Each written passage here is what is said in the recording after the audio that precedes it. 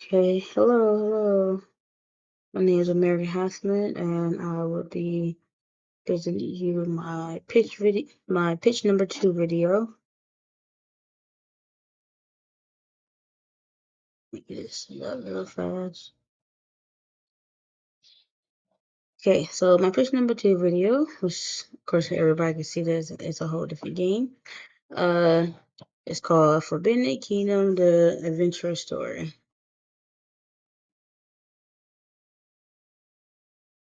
Agenda. So these are all the topics we'll be covering. Will be game story, game genre and ratings, audience breakdown, game loop, core mechanics, game goals, feedbacks and platform, unique selling points, and thank you slide, and more.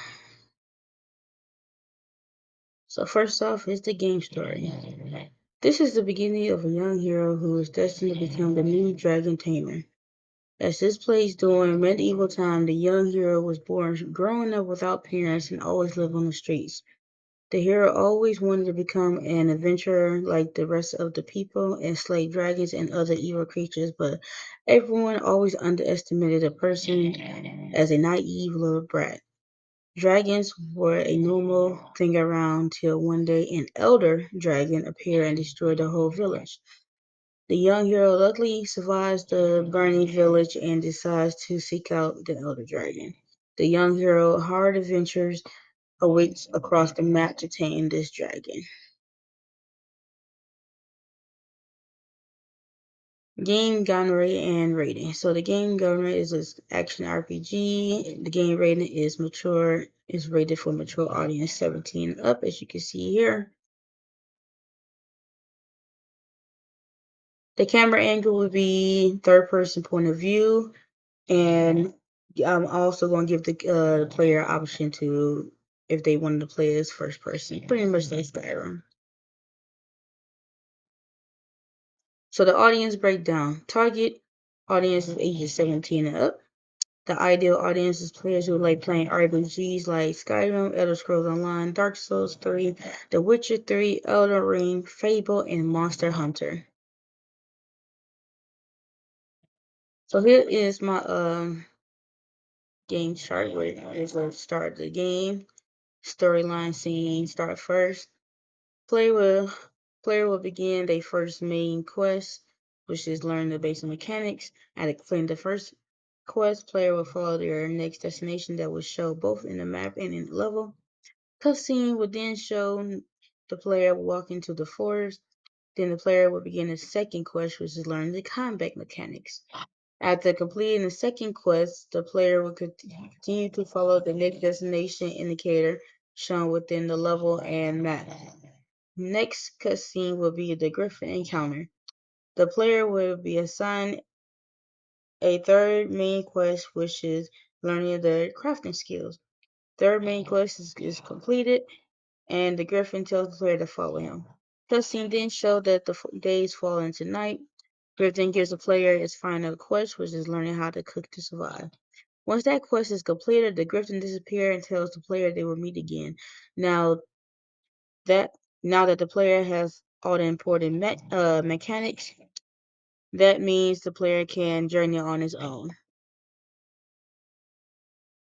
Core mechanics. So the basic core mechanics in the RPG would be walk, run, sprint, crunch, jump.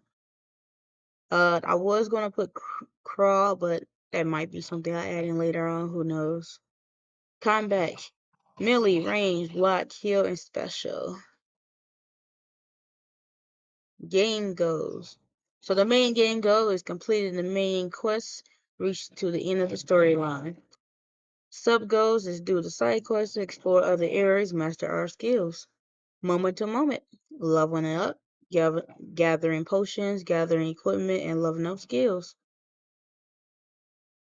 So feedback, audio would be combat sounds, background theme music, boss theme music, button click sounds in the menu. Visual would be Nagara effects for combat, level ups, etc. Kind of realistic medieval time frame environment and epic boss battles. Platform and control scheme. It would be published for PC users on Steam and itch.io. Uh, the control scheme is pretty much like any other PC keyboard control for games. So I use an example of Elder Scroll Online movement. WASD as move forward, backward, left, right. Sprint is the shift button. Well, they use control for crunch. I usually use C for crunch. I mean, I say crunch, crouch. Uh oh, I guess Skyrim has a auto run, which is a number lock. I never tried that before. Okay, so unique selling point.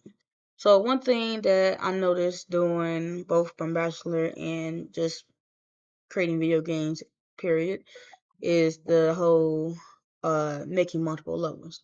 So after doing a lot of research, if you're trying to make a open world type of game where you just don't want to constantly keep loading through levels and levels, oops, my bad. Uh, I kind of thought of something that might help out. It said instead of creating multiple levels, the levels will run on level streaming. Because when you load using level streaming, you can put your existing character into a new location and then keep our player stats, etc., loaded in versus having to put all those responding to a new persistent level as a new instance of the actor. So only your game mode, player, controller, and player character will be the only thing that's spawned in there. Any data you want to keep track of what you need to be put into gameplay and so much more.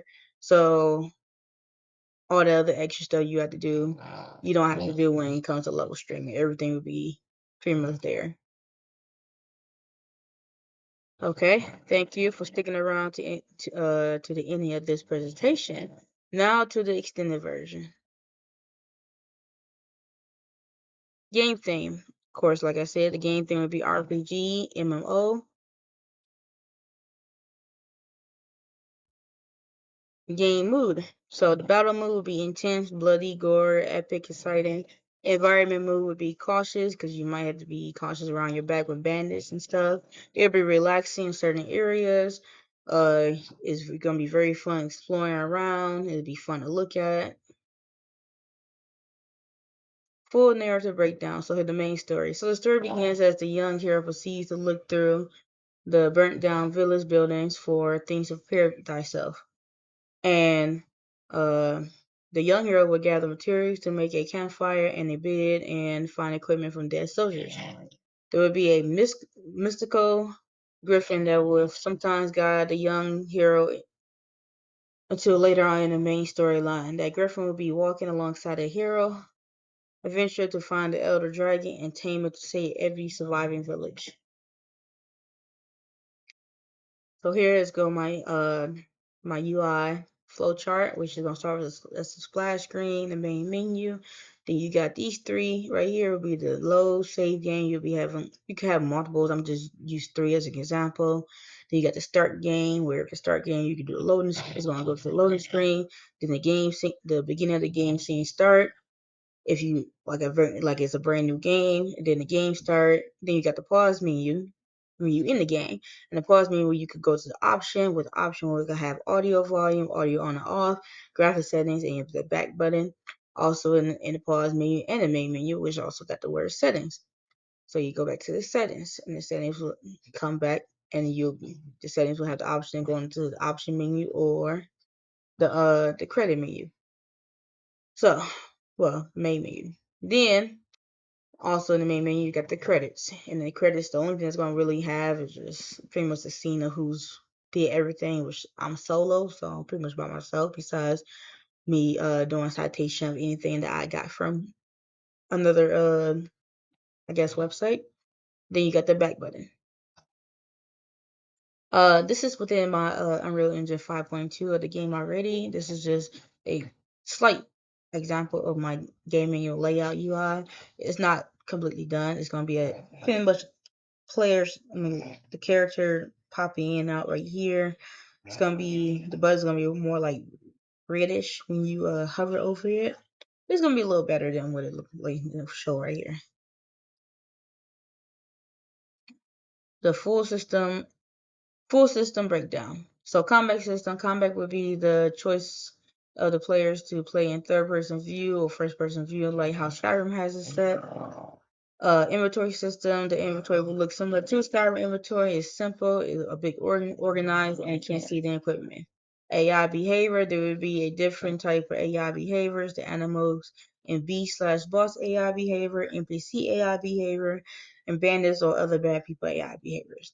Then, last but not least, would be data tables. Everything would be stored within a data table for things like the items for inventory, animation equipment for combat, and dialogue and movement for AIs.